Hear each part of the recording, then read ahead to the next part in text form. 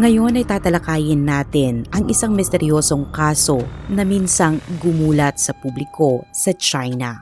Isa itong pangyayari kung saan ang katotohanan ay matagal na naitago sa likod ng isang ordinaryong pamumuhay. Sa unang tingin ay tila normal ang lahat. Ngunit sa paglipas ng panahon, lumitaw ang isang kwento ng pag-ibig, panlilinlang at krimen na magkakaugnay at mahirap paniwalaan. Paano nga ba nagtatago ang isang nakakatakot na lihim sa likod ng tila ordinaryong bahay? Para mas maunawaan ang buong kwento, bumalik tayo sa simula ng nangyari. Naganap ang mga pangyayari sa Suzhou, Jiangsu Province ng China, malapit sa West Ring Overpass sa Guizhou District. Katabi ng isang sangay ng Grand Canal, matatagpuan ang relocation housing complex na tinatawag na Yidong Yuan na itinayo noong 2019. Dito nakatira ang sentrong tauhan ng kwentong ito na si Jia Dongli. Noong ikasiyam ng Marso 2023, bumisita ang ina ni Jia sa tirahan ng kanyang anak sa Yidong Yuan upang maglinis. At habang inaayos niya ang silid tulugan, napansin niya ang isang refrigerator sa sulok na natatakpan ng iba't ibang gamit. Dahil mukhang matagal na itong hindi nalilinis, nagpasiya siyang ayusin ito sa loob at sa labas habang wala pa ang kanyang anak. Una ay inalis niya ang mga nakapatong na gamit at pagkatapos ay tinanggal niya ang mga sealing tape sa pinto at dahan-dahang binuksan ang refrigerator. Sa itaas na bahagi ay may nakita siyang nakaimbak na frozen beef at lamb. Gayunpaman, sa ibabang bahagi ay may napansin siyang malaking bagay kaya't inalis niya ang mga natitirang laman upang mas makita ito ng malinaw. Sa sandaling iyon, tumambad sa kanya ang isang nakakagimbal na eksena. Ang kanyang manugang na si Fan Hengwei na nawawala sa loob ng 15 buwan ay naroon sa loob ng refrigerator, nakaimbak at nakapirmi kasama ang mga karne. Nang makita niya ang nakapulupot na katawan ni Fan, siya ay natigilan sa matinding takot. Agad siyang lumabas ng silid at tinawagan ang kanyang anak. Pag-uwi ni Jia at makita ang kanyang ina na labis ang pagkabigla, agad niyang naunawaan na ang lihim na mahigit 1 taon na niyang itinago ay nabunyag na. Sa harap ng kanyang ina, inamin niya na siya ang pumatay sa kanyang asawa at itinago ang labi nito sa refrigerator. Dahil sa matinding paggiit ng kanyang ina, tumawag siya sa pulisya at kusang sumuko.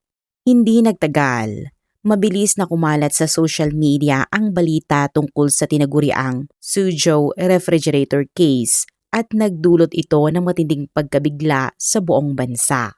Ang mag-asawa ay bagong kasal at parehong nagsisikap sa kani-kanilang karera. Subalit matapos ang 15 buwang pagtatago at panlilinlang, ang kanilang kwento ay nauwi sa isang trahedyang yumanig sa marami. Ang biktima na si Fan Hengwei ay isinilang noong 1991 sa Huainan, Anhui Province. Siya ang pangalawa sa 3 magkakapatid sa isang pamilyang nagsimula sa simpleng pamumuhay. Ang kanyang mga magulang ay matiyagang nagbenta ng pancake gamit ang isang 3 gulong na kariton upang maitaguyod ang kanilang mga anak. Sa kanilang magkakapatid, si Fan ang itinuring na pinakamatagumpay. Matapos niyang makapagtapos ng high school, natanggap siya sa Suzhou University. Naging malaking karangalan ito para sa kanilang pamilya at nagsikap siyang tuparin ang mataas na inaasahan sa kanya. Gayunpaman, hindi naging maayos ang kanyang karera matapos ang kolehiyo. Ilang beses siyang nagpalipat-lipat ng trabaho hanggang sa noong 2015 nang siya ay maging real estate broker. Sa simula, hindi ito naunawaan ng kanyang pamilya at mga kaibigan dahil tila hindi tugma ang trabahong iyon sa kanyang pinag-aralan. Para sa kanila, parang mali ang landas na pinili niya. Subalit kalaunan, napatunayan ni Fan na may malinaw siyang pananaw. Nakita niya ang potensyal ng real estate industry sa tamang panahon. Noong Oktubre ng 2016, ilang buwan matapos siyang magsimula, nagpatupad ang Suzhou ng mga regulasyon sa real estate kabilang ang purchase restriction at loan limitations. Bago pa man ito tuluyang ipinatupad, maraming residente ng Suzhou at maging ang mga taga-ibang rehiyon ang nagmamadaling bumili ng ari-arian sa lungsod. Dahil dito, naging napakainit ng merkado at halos agad nabibenta ang mga bahay kapag naililista at malaki ang kita ng mga broker. Pumasok si Fan sa industry sa eksaktong panahong mataas ang demand. Maraming kliyente ang kusapang lumalapit sa kanya upang bumili ng bahay kaya napakataas ng kanyang transaction closure rate. Dahil sa kanyang sipag at dedikasyon, mabilis siyang umangat at kumita ng malaki at kalaunan ay na-promote siya bilang manager ng kanyang kumpanya. Habang umuunlad ang kanyang karera, nakilala rin niya ang babaeng magiging mahalaga sa kanyang buhay. Noong 2016, ilang sandali matapos siyang magsimula sa trabaho ay nakilala niya si Gia, isang katrabaho na 2 taong mas bata sa kanya. Ipinanganak noong 1993, si Gia ay tubong Suzhou at kilala bilang tahimik at introverted. Habang mas madalas silang magkasama ay unti-unti ring lumalim ang kanilang ugnayan at noong ika-20 ng Pebrero 2017, opisyal nilang kinumpirma ang kanilang relasyon at matapos nito ay madalas ibahagi ni Fan sa kanyang social media ang masasayang sandali nila. Dinagdagan pa niya ang kanyang online ID ng inisyal ng kanyang kasintahan at tuwing ika-20 ng buwan ay nagpo-post siya ng alaala nilang dalawa. Sa mga espesyal na okasyon, naghahanda siya ng mga romantikong sorpresa at sa loob ng 17 buwan, maingat niyang naitala ang kanilang mga pinagsamahan at hayagang ipinahayag ang kanyang pagmamahal. Samantala, iba ang tono ng social media ni Gia. Kadalasan ay tungkol ito sa kanyang personal na interes, paboritong celebrities at entertainment news. Mayroon ding paminsan-minsang negatibong komento o paggamit ng hindi magagandang salita. Hira rin siyang makipag-interact online kay Fan. Isang beses lamang noong huling bahagi ng 2018 siya nag-post tungkol sa pagdalo nila sa isang Jackie Chan concert kung saan nakakuha sila ng front row seats. Ang kanyang limitadong pakikisalamuha online ay sumasalamin din sa kanyang asal sa totoong buhay. Minsang nabanggit ng nakakatandang kapatid ni Fan na tila malamig at may distansya si Gia. Ayon sa kanya, bihira itong ngumiti at tila hindi malapit sa pamilya ni Fan. At sa kanyang pananaw, mas nararapat si Fan sa ibang kapareha. Gayunpaman, dahil si Gia ay tubong Suzhou at mula sa pamilyang may kaya na nakatanggap ng kompensasyon mula sa redevelopment projects, hindi na niya ipinagpatuloy ang kanyang pangamba. Noong 2019, ginamit ni Fan ang kanyang ipon kasama ang tulong ng kanyang mga magulang upang makabili ng bahay sa Suzhou. Sa parehong taon, nalaman ni Gia na siya ay buntis at noong unang bahagi ng 2020, nagparehistro sila ng kanilang kasal at noong ika-3 ng Pebrero 2020, isinilang ang kanilang anak na babae. Mula noon ay nagbago ang laman ng mga post ni Fan sa Weibo. Mula sa pagtuon sa kanilang relasyon, nagsimula siyang magbahagi ng mga milestones ng kanilang anak. Mula sa kapanganakan nito hanggang sa mga gabing wala siyang tulog habang inaalagaan ang sanggol, nakapag-post siya ng 32 entries tungkol sa paglaki ng bata. Sa panahong umuusad ang kanyang karera, naging dagdag na inspirasyon niya ang kanyang anak. Pinili niyang akuin ang responsibilidad na suportahan ang pamilya upang manatili sa bahay si Gia at alagaan ang bata. Dahil kumpiyansa siya sa kanyang kakayahan, nagpasya siyang umalis sa trabaho upang magsimula ng sariling negosyo. Sumali siya sa isang brand sa ilalim ng isa sa mga nangungunang real estate brokerage company sa bansa at kalaunan ay pinamahalaanan ang sarili niyang brokerage firm. Gayunpaman, pagsapit ng 2020, habang sinisimulan niya ang kanyang entrepreneurial journey, nagsimulang humina ang real estate industry dahil sa pandemya at iba pang salik. Ang dating masiglang merkado ay bumagal at unti-unting nagdulot ito ng pangamba sa kanilang kinabukasan. Habang nahihirapan ang negosyo at hindi umabot sa inaasahan ang kita, nagsimulang lumitaw ang mga problema sa pamilya. Ang dating tahimik na personalidad ni Gia ay lalo pang naging malamig. Halimbawa, matapos manganak, dumalaw ang ina ni Fan upang alagaan siya sa loob ng isang buwan. Ngunit sa buong panahong iyon ay hindi man lang niya ito tinawag na ina at ang ganitong asal ay nagdulot ng pagtataka sa lahat.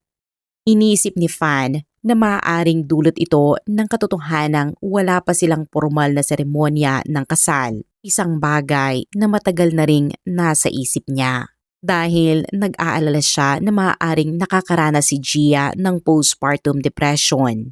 Inayos niya ang isang wedding ceremony noong ika-1 ng Oktubre 2020. Pagkatapos ng seremonya, lumipat ang mag-asawa sa relocation apartment ng pamilya ni Gia sa Yidong Yuan na humigit kumulang 2 milya lamang mula sa kanilang brokerage. Gayunpaman, hindi nagtagal ay nagsimulang lumitaw ang mga bitak sa kanilang relasyon.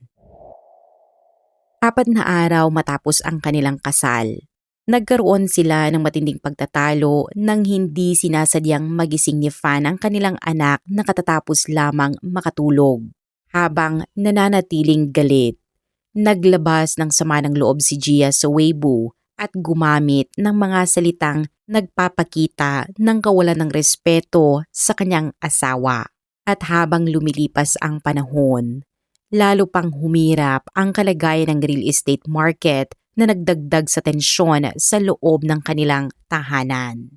Noong 2021, ipinataw sa mga lumang ari-arian sa Suzhou ang mas mahigpit na regulasyon sa pamamahala. Dahil dito, lalong naging mahirap ang mga transaksyon at maraming maliliit na negosyo sa real estate ang nahirapang makaraos. Kabilang na dito ang brokerage firm ni Fan na kalaunan ay napilitang magsara na nagdulot ng pagkawala ng kita para sa kanilang pamilya. Sa kabila ng pinansyal na hirap, naging abala si Gia sa panonood ng live streams at unti-unting nahubog ang hindi makontrol na ugali sa pagpapadala ng mamahaling virtual gifts. Pinilit niyang maging top-ranking fan ng ilang streamers at walang pigil na ginugugol ang pera online. Habang wala ng kita ang pamilya, patuloy siyang gumagastos ng lihim na nagdagdag ng hindi nakikitang pasanin sa kanilang kabuhayan. Tahimik na lumitaw ang tensyon sa pagitan ng mag-asawa, ngunit noong 2021, sinubukan nilang magsimula ng online entrepreneurship.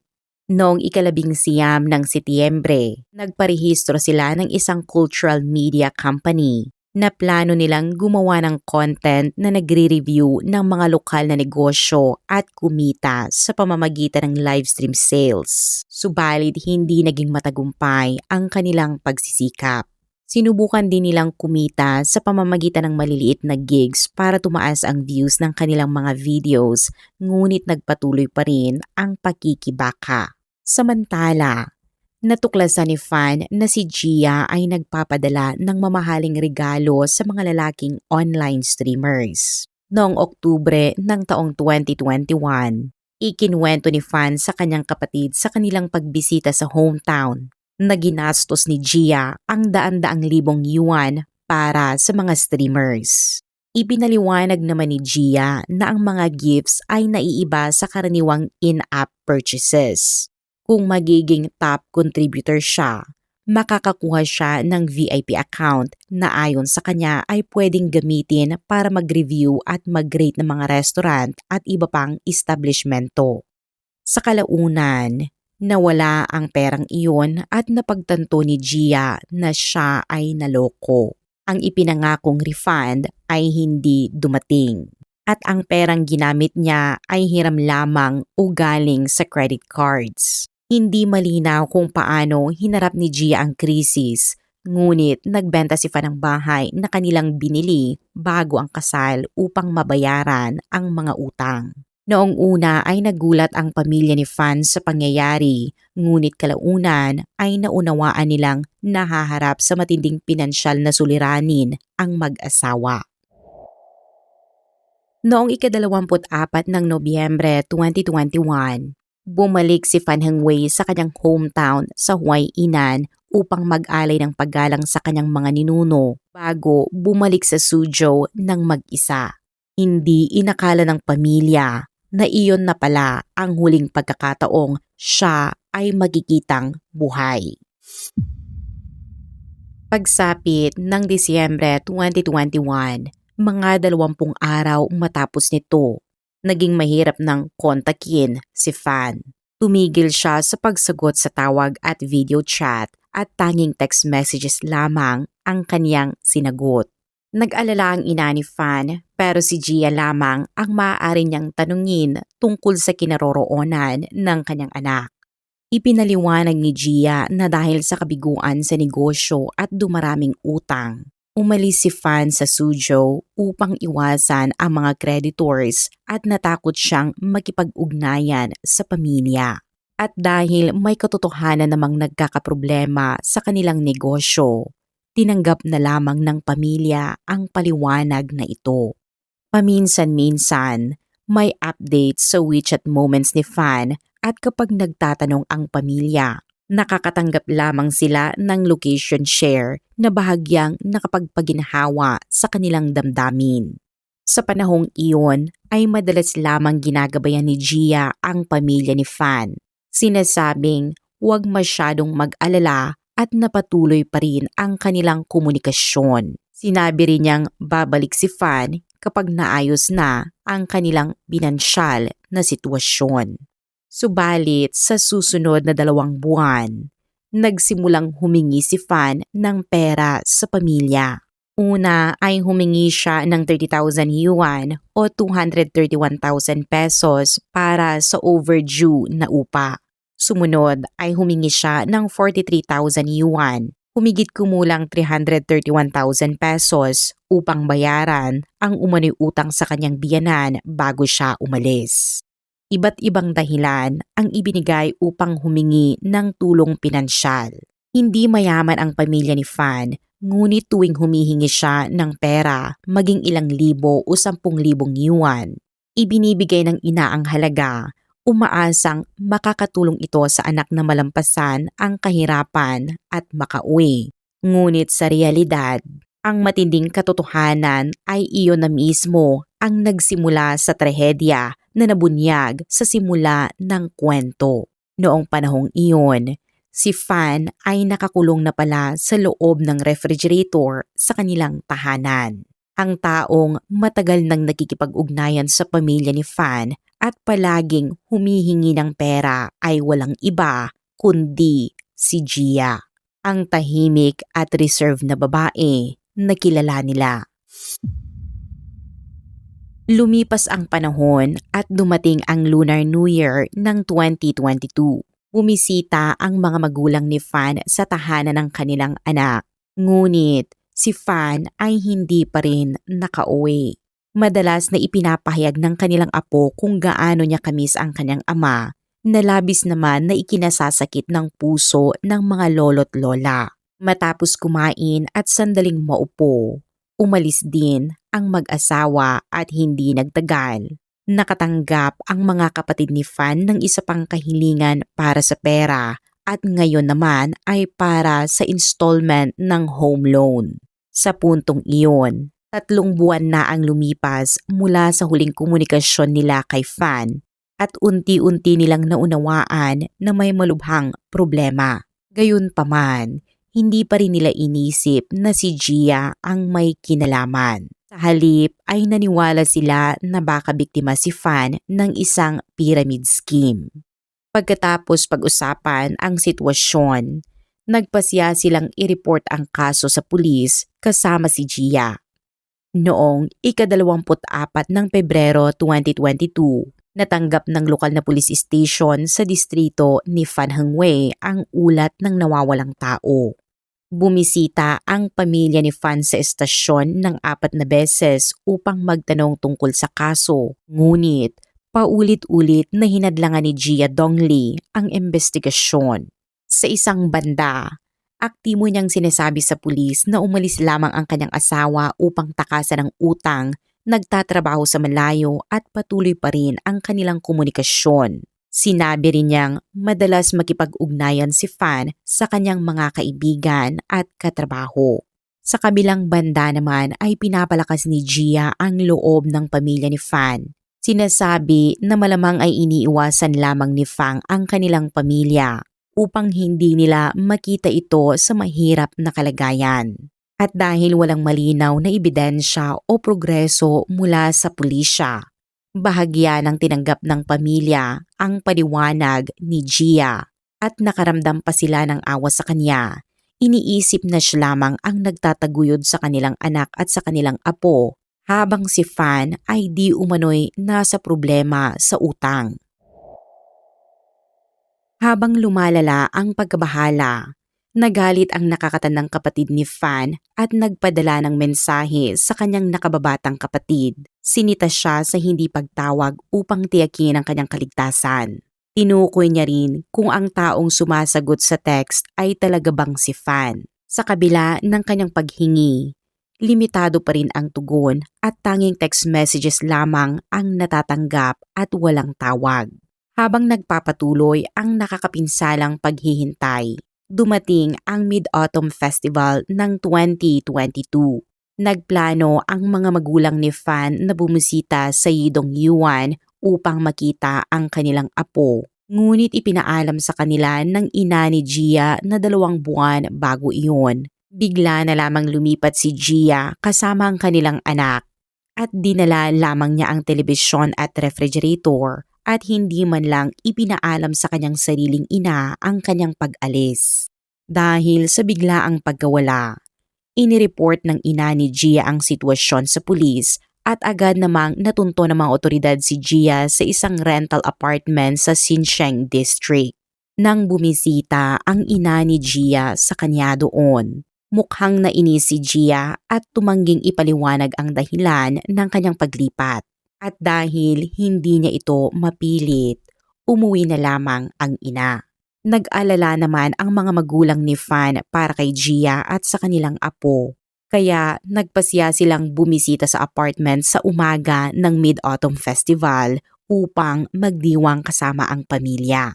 Sa pagbisita, napansin ng nakakatandang kapatid ni Fan ang refrigerator na nailipat mula sa dating tahanan. Nakasaksak ito sa kuryente, ngunit may tape na selyado na ikinagulat niya, subalit dahil sa paggalang kay Gia, hindi na niya tinanong pa ang tungkol dito. Noong Oktubre 2022, bigla na lamang bumalik si Gia sa dating tahanan kasama ang kanyang anak. Pagsapit ng Lunar New Year ng 2023, dinala pa niya ang anak sa hometown ni Fan upang magdiwang. Pinapalakas din niya ang loob ng pamilya. Sinasabi na halos naayos na ang kanilang utang at kumbinsido siyang babalik na si Fan. Sa pagkapit sa ganitong mahinang pag-asa, muling naranasan ng pamilya ni Fan ang isa pang holiday na wala ang kanilang anak. Noong ika-8 ng Marso 2023, 15 buwan matapos mawala si Fan, nakatanggap ang pamilya ng mensahe mula sa kanya. Sinasabing, plano kong umuwi sa susunod na buwan.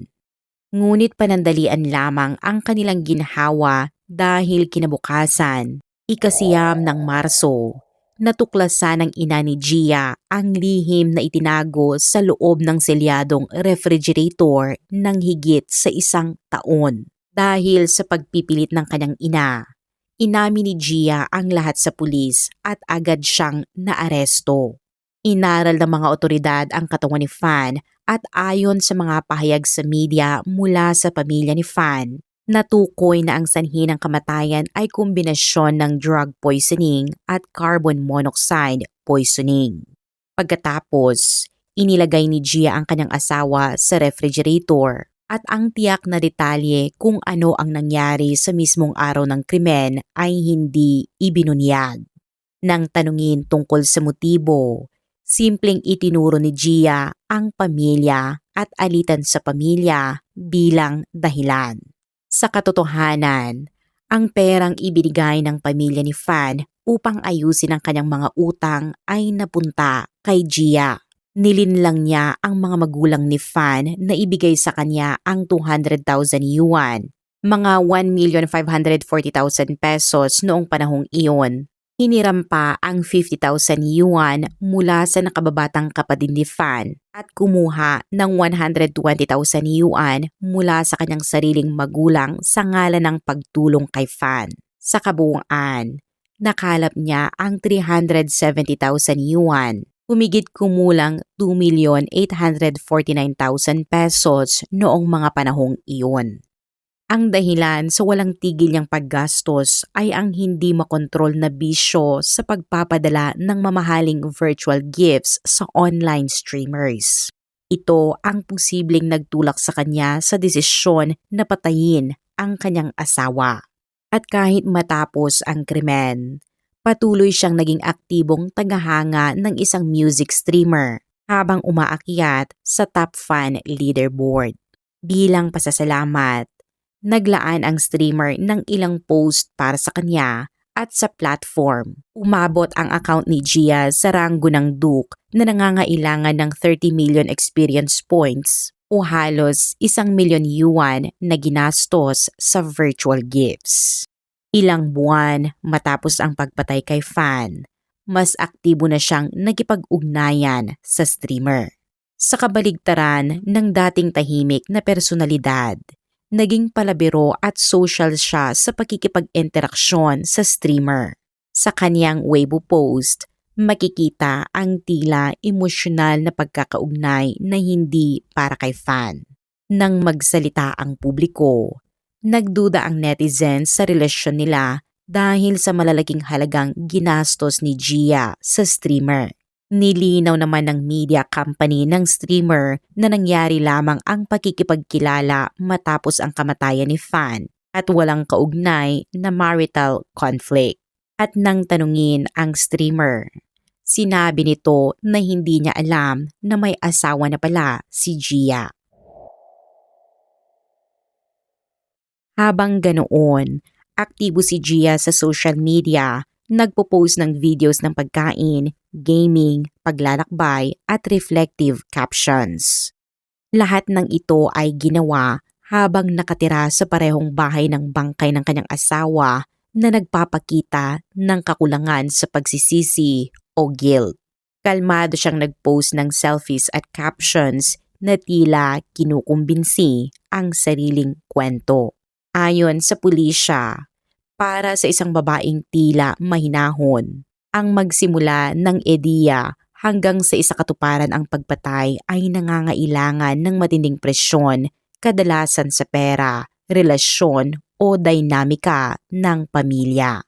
Sa kabuuan, si Fan Hengwei ay isang mapagmahal na ama, responsableng anak at nakatuon sa pamilya. Inihandog niya ang kanyang tahanan upang bayaran ang utang na dulot ng pagkakamali ng asawa na nauwi sa pagkawalang saysay ng daan-daan libong yuan.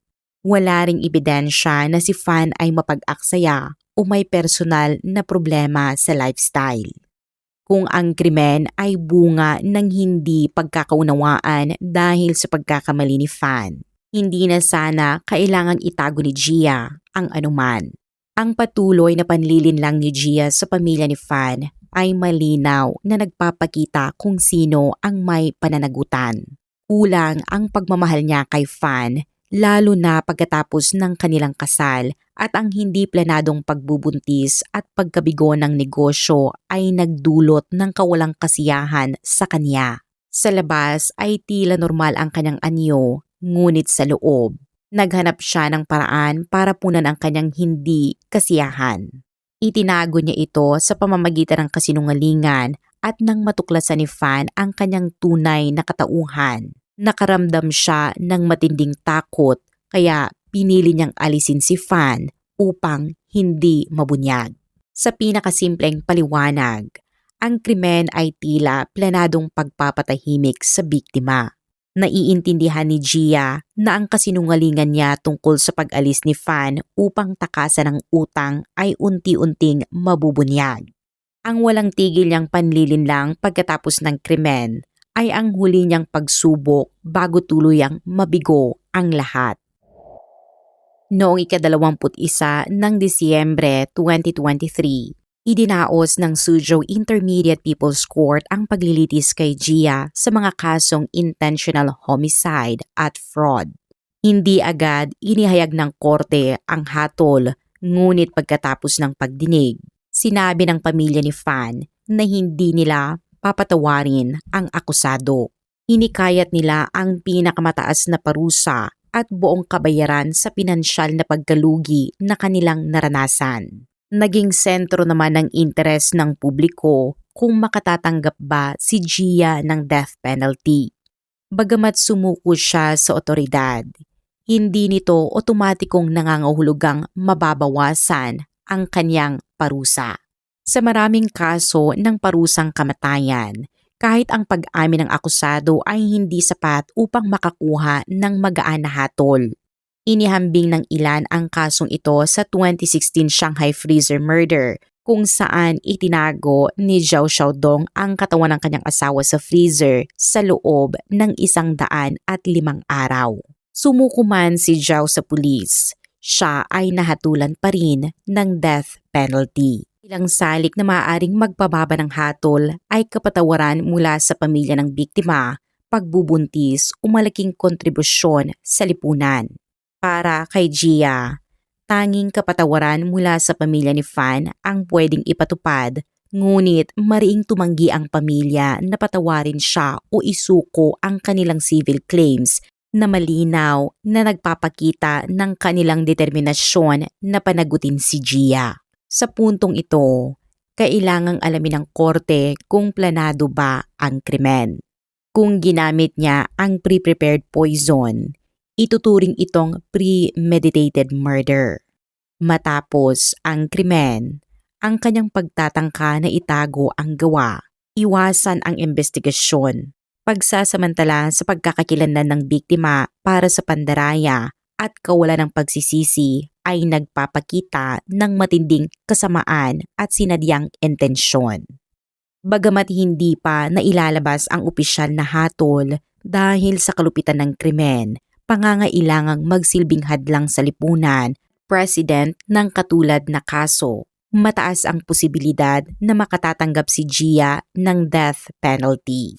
Gayunpaman, ang huling desisyon o posibilidad ng apela ay mananatiling hindi tiyak hanggang sa opisyal na sentencing. Sa tingin mo, ano ang nararapat na parusa kay Gia Dongli? Dapat ba siyang patawan ng maximum na hatol o may iba pang konsiderasyon? Ibahagi ang inyong opinyon sa comment section sa ibaba.